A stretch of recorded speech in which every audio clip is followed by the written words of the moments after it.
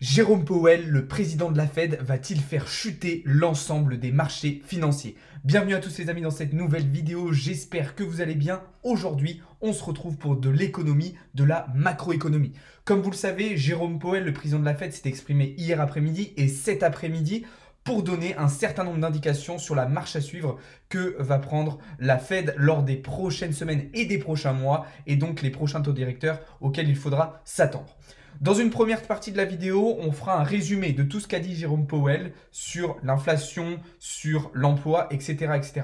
Dans une deuxième partie, on expliquera un petit peu les conséquences des prises de décision de la Fed que ça va avoir tout simplement sur l'ensemble des marchés financiers et qu'est-ce qu'il faut absolument éviter et qu'est-ce qu'il faut absolument regarder et identifier. Et dans une troisième partie, on passera sur du technique, on passera sur de l'analyse. Et on essaiera d'identifier un petit peu les scénarios auxquels il faut s'attendre, ce qu'il faut prévoir autant sur Bitcoin que sur les marchés financiers traditionnels.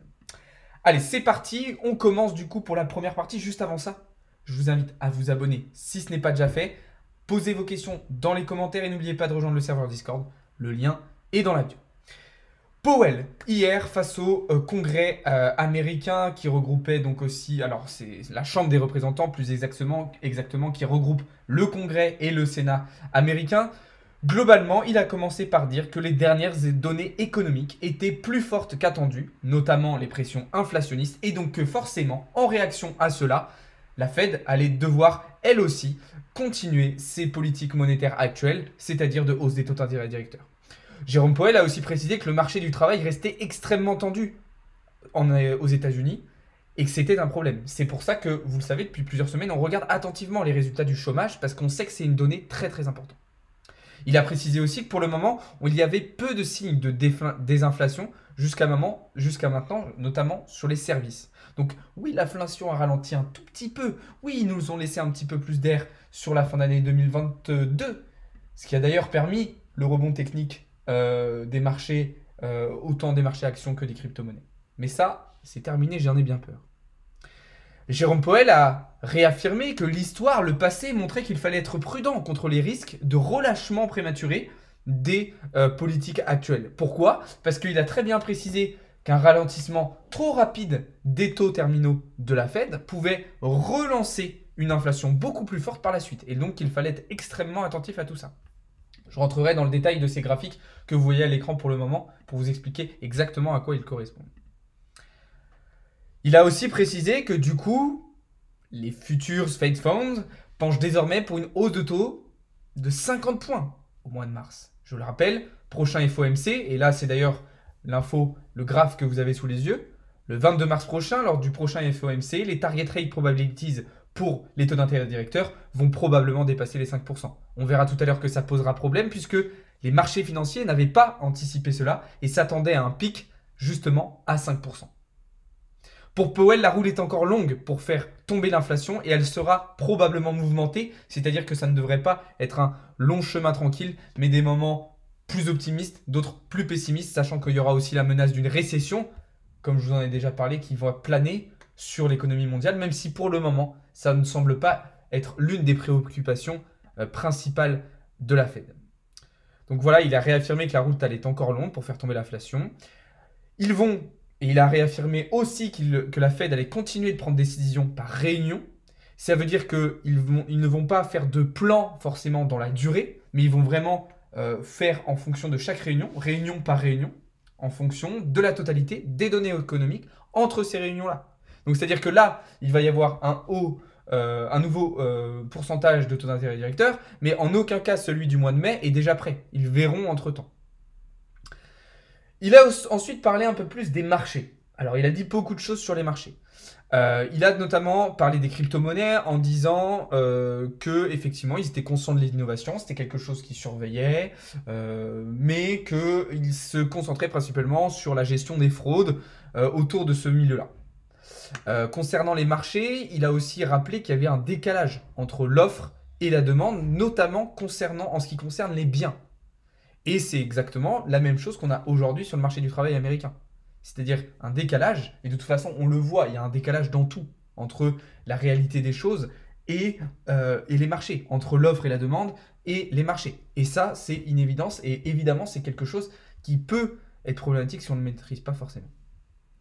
Bon, il s'est ensuite un petit peu justifié auprès de ses interrogateurs qui lui demandaient mais qu'est-ce que vous faites? Quand est-ce que vous allez réussir à atteindre l'objectif?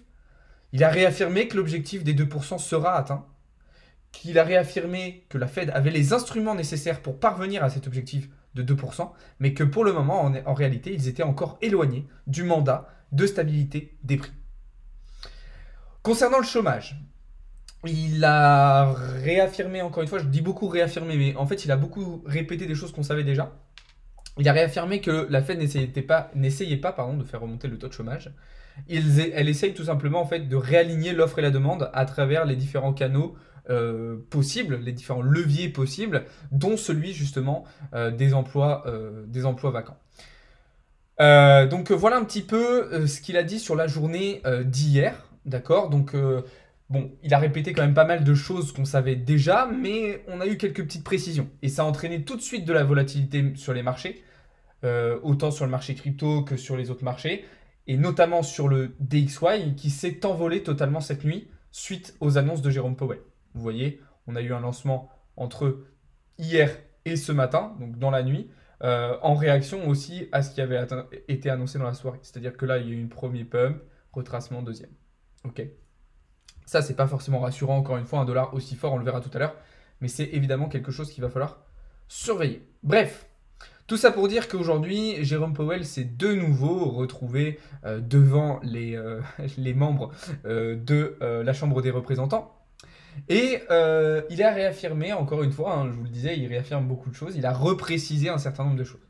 Notamment le fait qu'aucune décision n'était prise sur le rythme de hausse des taux d'intérêt directeurs. C'est pour ça qu'aujourd'hui, faire des probabilités reste quand même relativement compliqué. On table sur largement plus de 5%, potentiellement même 6% fin 2023 ou 2024, mais pour le moment, la Fed n'a pas un plan d'action clair. C'est-à-dire qu'il a précisé que les données importantes étaient prises en compte au fur et à mesure avant les réunions, mais que ça serait seulement en fonction de ces données-là. C'est-à-dire qu'ils vont vraiment prendre des décisions en fonction de ce qui arrive petit à petit, mais il n'y a pas un plan d'action complet qui est fait. Alors je ne sais pas trop si c'est une bonne ou une mauvaise nouvelle, parce que ça veut dire qu'ils avancent un petit peu, pas à l'aveugle j'ai envie de dire, mais ils font quelque chose, ils attendent de voir les réactions. En fait, ils sont toujours en réaction et pas forcément trop en anticipation. Et ça, c'est pas forcément une bonne nouvelle. Alors, il a aussi reprécisé que le taux terminal de la Fed, dont on parlera tout à l'heure, sera plus élevé que ce qui a été anticipé. C'est ce que je vous disais tout à l'heure. Le rapport sur l'emploi extraordinairement solide et les rapports sur l'inflation pointent tous dans la même direction. Ça, encore une fois, je vous le préciserai un petit peu tout à l'heure. Mais alors, qu'est-ce qu'il a cherché à faire? Parce qu'on voit qu'il ne nous a pas appris grand-chose de plus, mais il est resté quand même vague, notre tonton Powell. Ce qu'il cherche à faire, une fois de plus, parce qu'il l'a déjà fait, c'est de repousser les anticipations de marché sur une hausse de 50 points en mars. C'est-à-dire qu'il repousse ses anticipations, il essaye de limiter la casse, mais en réalité, le problème est beaucoup trop important et beaucoup trop présent, et ça aura de toute façon des conséquences assez importantes. Ça, c'est évidemment quelque chose dont il faut avoir conscience. Alors, juste une petite précision, parce que justement, durant les assemblées, Powell et d'autres ont dit que voilà, le Covid et la guerre entre la Russie et l'Ukraine étaient l'une des causes de cette inflation monstre, etc. Non. Il faut bien avoir conscience que ce qui se passe aujourd'hui, partout dans le monde, c'est le résultat de 20 ans de politique monétaire désastreuse, d'injection de liquidités de manière totalement exorbitante de la part de nos banques centrales. Autant aux États-Unis, en Europe, mais un petit peu partout dans le monde. Ça, c'est très important de le comprendre. Alors maintenant, qu'est-ce que ça veut dire concrètement sur les marchés? Eh bien, pour comprendre ça, il faut regarder deux choses. Les taux US sur 2 ans et le DXY, l'indice devise dollar.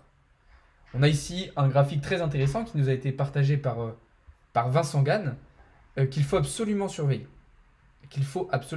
Pourquoi? Parce qu'on a une corrélation ultra précise entre ces taux US sur 2 ans, le DXY et les classes d'actifs à risque. Dans les classes d'actifs à risque, on va mettre les devises, les matières premières, le marché action et les crypto-monnaies. Regardez, par exemple, si on prend ici le top des taux US 2 ans et du DXY, ça correspond quasiment à un bottom du Bitcoin. Regardez à l'inverse, si on prend le bottom du dollar et des taux US sur 2 ans, au moment où on vient casser une figure de retournement, puisqu'ici vous voyez qu'on a un double bottom, et qu'on vient retester cette figure de retournement, ça correspond parfaitement à l'ATH du Bitcoin. Et ça, on pourrait le faire ce comparatif-là avec l'ensemble des marchés, avec S&P 500, avec Nasdaq, etc., etc. Donc ce qu'il faut comprendre, c'est que si l'inflation, comme c'est le cas aujourd'hui, n'arrive pas à être endiguée, et que la Fed est obligée de continuer à hausser ses taux d'intérêt directeurs, alors le dollar, lui aussi, va continuer de monter, et les autres classes d'actifs vont chuter.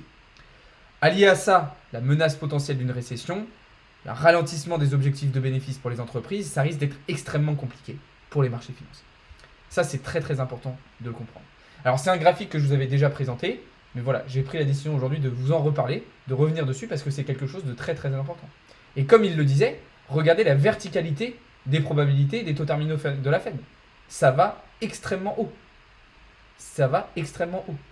Là, c'est-à-dire qu'on n'a même pas eu forcément d'inversion. C'est parti tout droit. C'est parti tout droit. C'est trop vertical et c'est problématique. Et c'est problématique. Alors maintenant, comme je vous le disais, on va regarder sur les marchés concrètement quels vont être les niveaux à tenir, quelles vont être les choses à éviter absolument.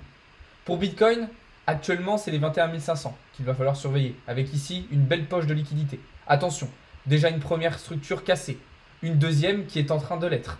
On est en train de potentiellement de valider un pullback, attention. Si on fait une simple déviation pour combler la liquidité et qu'après on arrive à repartir vers le haut, ça va. Mais si on repasse sous les 21 500, ça risque d'être compliqué. Pourquoi ? Puisqu'il y a ici le gap CME à venir combler. Et si on va les chercher, ça veut dire aussi qu'on passe sous les 20 000 $. Et donc aussi qu'on a de grosses probabilités de venir chercher ce support à 19 000, voire même un petit peu en dessous des 19 000. Et pour moi, en repassant sous ces niveaux-là, ça sera très problématique pour le marché et on ira directement probablement donc chercher toute la liquidité qu'on avait laissée aux alentours des 15 000 $ pour aller chercher enfin un nouveau bottom. Attention, je ne dis pas que ça va arriver tout de suite, je ne dis pas que ça va arriver vite, je dis que casser les 21 500 $ enclencherait le scénario baissier moyen terme dont je vous parle depuis un certain temps, celui d'un retour vers les 15 000 pour aller chercher un nouveau bottom. Ça arrivera au cours de l'année 2023. Et on est peut-être à l'aube d'enclencher un mouvement tel.